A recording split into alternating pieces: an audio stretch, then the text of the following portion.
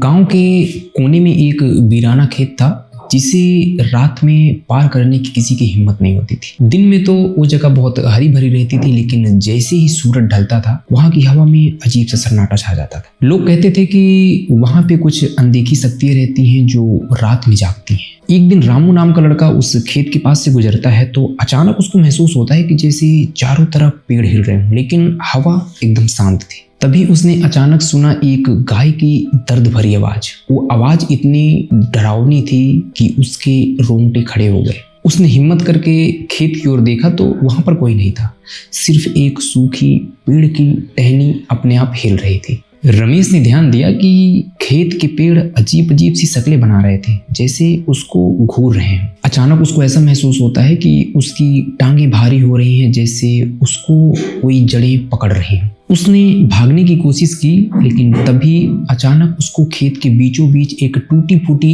बैलगाड़ी दिखी जिसकी लकड़ियां अपने आप चिटकने लगी। ऐसा लगा जैसे उस पर कोई बैठा हो। रमेश का दिल जोर जोर से धड़कने लगा। उसको ऐसा महसूस हुआ कि खेत के चारों ओर खड़े जानवर, गाय, भैंस, कुत्ता, बिल्ली उसको घूर रहे हैं।